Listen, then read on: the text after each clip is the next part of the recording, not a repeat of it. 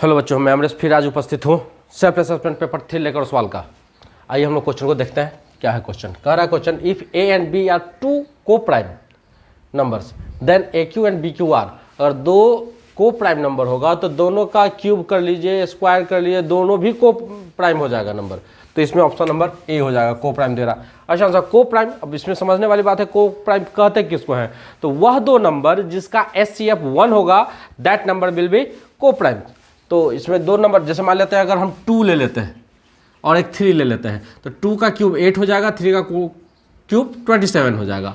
तो 8 और 27 का SCF भी 1 होगा, तो ये दोनों भी को प्राइम भी होगा। तो ये ऑप्शन नंबर ए हो गया।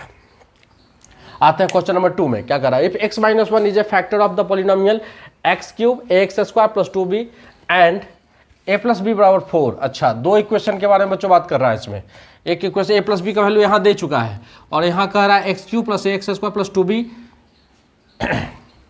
ये दे रहा है। तो इसमें हमको फाइंड आउट करना है। तो देखिए, रिमाइंडर थ्योरम से x - 1 इसका फैक्टर है, तो इसके बराबर अगर x का वैल्यू 1 डालते हैं, क्योंकि x - 1 = 0 होता है, x - 1 = 0 तो x बराबर 1 हो जाएगा। तो 1 डालेंगे तो क्या हो जाएगा? 1 का क्यूब 1 हो जाएगा, 1 का स्क्वायर 1, यानी 1 + a + 2b, यानी a + 2b, यहाँ जो 1 आया उधर जाके -1 हो जाएगा। और a + b = 4 कह रहा है।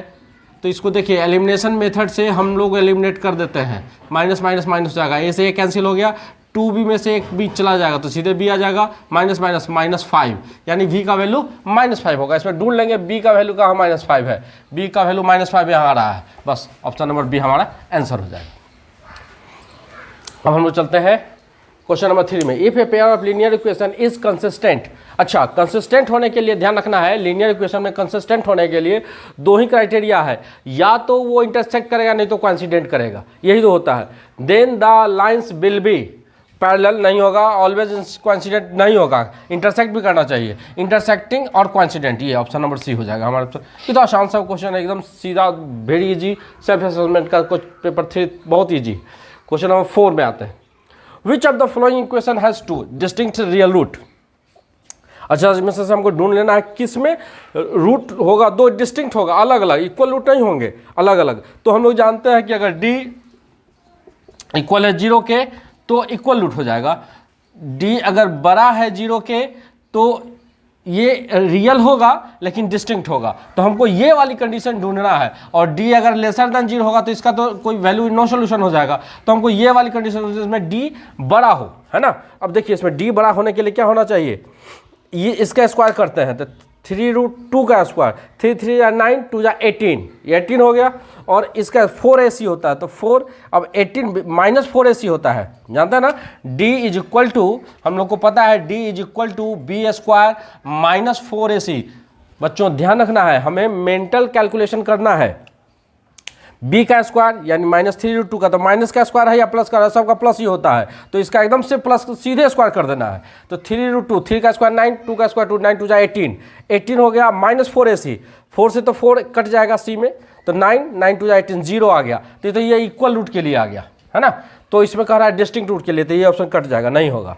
फिर आते हैं इसमें x² + x, तो b² यानी 1 का स्क्वायर 1, है ना, -4ac, तो ये प्लस हो जाएगा, 4ac यानी 20, यानी 21 हो जाएगा। यानी ये हमारा d का वैल्यू जब आ जा रहा है, इसका मतलब ये ऑप्शन हमारा सही हो जाएगा, है ना। इसका डिस्टिंक्ट वैल्यू हो जाएगा, कारण कि d 21 जो आया 0 से बड़ा आ रहा है ना, d का वैल्यू 21 आ गया, तो 0 से बड़ा है, तो ये डिस्टिंक्ट हो गया, तो ये हो गया। अब आगे ऑप्शन चेक करने की आवश्यकता है भी नहीं, ऑप्शन नंबर बी। अब क्वेश्चन नंबर 5 में चलते हैं। कह रहा है the nth term of AP is a 3a 5a is. अच्छा, nth टर्म कर रहा है बच्चों, तो nth टर्म इसका फॉर्मूला निकालना होगा। तो nth टर्म का फॉर्मूला क्या होता है, हम लोग जानते हैं ना, a + n - 1 × d, है ना। तो इसमें a दिया हुआ है बच्चों, a ही है, तो a यही है, तो a के जगह पर a डाल देंगे, प्लस n तो रहेगा ही -1, d क्या हो जाएगा, 3a - a यानी 2a, 2a हो गया। अब क्या हो जाएगा, a + 2an मल्टीप्लाई कर देते हैं, -2a, -2a में से एक चला जाएगा तो -a, है ना। तो 2an अब -a हो जाएगा, a कॉमन कर देंगे तो क्या हो जाएगा, a और 2n-1। तो ये वाला a 2n-1 कौन सा हो जाएगा, a 2n-1, ये option number B a 2n-1 हमारा ऑप्शन हो गया। अब आते हैं क्वेश्चन नंबर 6 में। क्वेश्चन नंबर 6 क्या कर रहा है, the distance of the point -6 8 from x axis is. बहुत ही इजी क्वेश्चन है, ध्यान रखना इस क्वेश्चन का, याद कर लो तुम लोग। अगर x एक्सिस से पूछ रहा है तो y वाला जो कोऑर्डिनेट होगा वही हमारा डिस्टेंस हो जाएगा, है ना। x एक्सिस से पूछ रहा है तो इसमें 8 यूनिट हो जाएगा, 8 ऑप्शन नंबर सी, है ना। एक्यूरेट आंसर हो गया। अब चलते हैं क्वेश्चन नंबर 7 की तरफ। कह रहा है क्वेश्चन नंबर 7 बच्चों, the base of BC of an equilateral triangle ABC, है ना। इक्विलैटरल ट्रायंगल है जिसका बेस BC जो है lies on the y axis. अच्छा, y एक्सिस पर है, y एक्सिस हमको पता है ऐसा और ऐसा, तो ये वाला जो लाइन हो गया y एक्सिस, ये वाली जो लाइन हो गई सो x एक्सिस, हॉरिजॉन्टल लाइन और vertical line, vertical y axis, horizontal x axis. The coordinates of C are 0-3। अच्छा बच्चों, ठीक है, तो यहाँ फोकस करते हैं। If the origin is the mid point of the base BC, अच्छा BC बेस है, what are the coordinates of A and B। अच्छा, A और B का कोऑर्डिनेट्स देखना है। तो बच्चों इस जगह हम लोग फोकस करते हैं कि मान लेते हैं ये हो गया हमारा y एक्सिस, ये हो गया हमारा x एक्सिस। तो 1 2 3, इसमें भी 1 2 3, है ना। तो कह रहा है कि y, अगर मान लेते हैं b, इसको मान लेते हैं यहाँ b, तो यहाँ c हो जाएगा। क्यों? क्योंकि c का जो कह रहा है कोऑर्डिनेट है कितना, c का 0-3, यानी इसमें x 0 हो जाएगा, y हो जाएगा -3, माइनस में दे रहा तो 0-3, तो ये कंफर्म है कि b हो जाएगा 0-3, है ना। तो b का कोऑर्डिनेट हमारा पूछ रहा है ना, a और b का कोऑर्डिनेट 0-3 होगा, है ना। अब देख लेना ऑप्शन, ये ऑप्शन में दिया हुआ है बच्चों। तो इसमें हमको ढूंढ लेना है, जैसे यहाँ देखिए, अगर c 0-3 है तो b 0-3 हो जाएगा, ठीक इसके मिरर में चला जाएगा तो 0-3। अब हमको ढूंढना है 0-3 कहाँ कहाँ है। अच्छा, 0-3 यहाँ भी है और यहाँ भी है, इसमें भी है, यानी ये दोनों ऑप्शन तो गया, है ना, ये चला गया। अब आते हैं हम लोग, अच्छा देखो बेटो, ऑप्शन से हम लोग चुन लेंगे कौन सा आंसर हो जाएगा, है ना। तो बी और ऑप्शन डी तो गया इसमें से। अब देख लो, एक ठो में दे रहा है √3 0 तो बी का है ना, बी का इसमें भी 0-3 है, लेकिन यहाँ +-3 √3 है, यहाँ सिर्फ 3 है, √3 दिया हुआ, प्लस √3 हुआ। तो कह रहा है अगर इक्विलैटरल ट्रायंगल बन रहा है तो इस साइड का ट्रायंगल तो ऐसा बन सकता है, इधर ऐसा बन जाएगा। तो इधर अगर एक्सपोजिट, यही ट्रायंगल इधर भी तो बन सकता है, यानी इधर प्लस वाला होगा, इधर माइनस वाला, यानी जो x का कोऑर्डिनेट होगा वह +- दोनों में होगा। तो ये तो 8√3 ऐसे प्लस में दे रहा है, तो इसका मतलब ये गलत हो जाएगा, ये भी गलत। हमारा ऑप्शन नंबर सी आंसर हो जाएगा इसका, ठीक है बच्चों।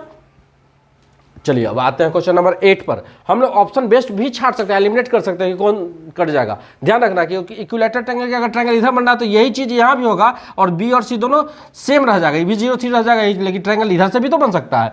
तो एक्स का कोऑर्डिनेट प्लस भी होगा और माइनस भी होगा, तो दोनों में आएगा, तो ये वाली हो जाएगी। चलिए अब आते हैं क्वेश्चन नंबर 8 में।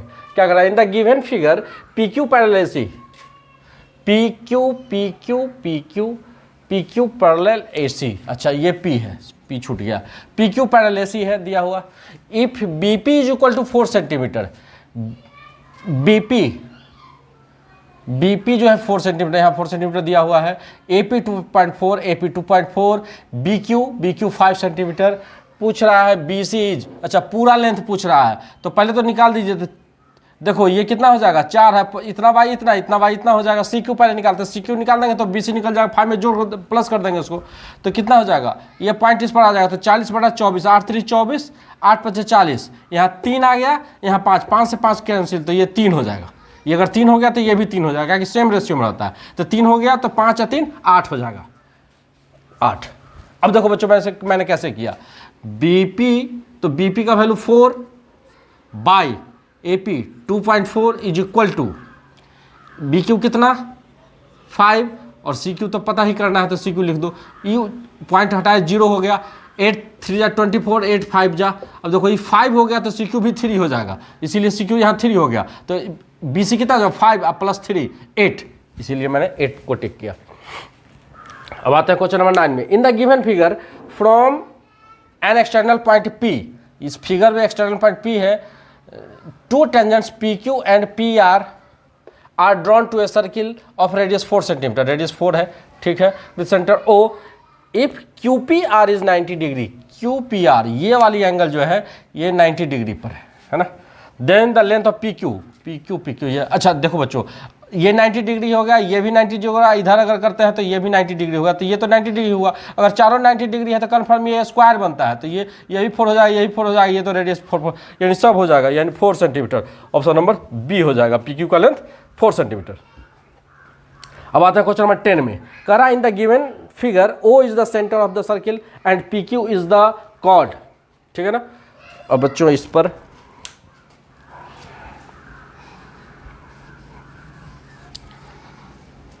इस क्वेश्चन में कह रहा है कि P Q is the chord, अब पी से एक टेंजेंट जा रहा है जो कॉर्ड के साथ 50 डिग्री का एंगल बना रहा है। If the tangent P R P makes an angle of 50 degree with P Q, then the measure of P O Q, P O Q पूछा जा रहा है, ये सेंटर पर एंगल कितना होगा। तो हम लोग जानते हैं ना, रेडियस के साथ टेंजेंट 90 डिग्री का एंगल बनाता है, तो टोटल कितना हो जाएगा 90 डिग्री। तो अगर यहाँ से यहाँ तक 50 दिया हुआ है तो ये 40 हो जाएगा, तो ये भी 40 होगा, क्योंकि यह आइसोसेलेस ट्रायंगल बनाता है, क्योंकि ये और ये साइड बराबर रेडियस है दोनों। तो 40 40 80, तो यहाँ बच गया कितना 100, क्योंकि sum of angles of a triangle 180 degree होता है। That's why the angle of P O Q is equal to 100 degree. ठीक है बच्चों, तो आज हम लोगों ने सेल्फ असेसमेंट पेपर 3 किया। मैं फिर आज का क्वेश्चन का नंबर है ये मैंने 1 to 10 किया है बच्चों, 1 to 10 किया है आज हम लोगों ने। कल मैं फिर आपके सामने उपस्थित रहूँगा 11 to 20 लेकर के। तब तक आप हमारे वीडियो को शेयर करते रहें, लाइक करें, सब्सक्राइब करें हमारे चैनल को। धन्यवाद।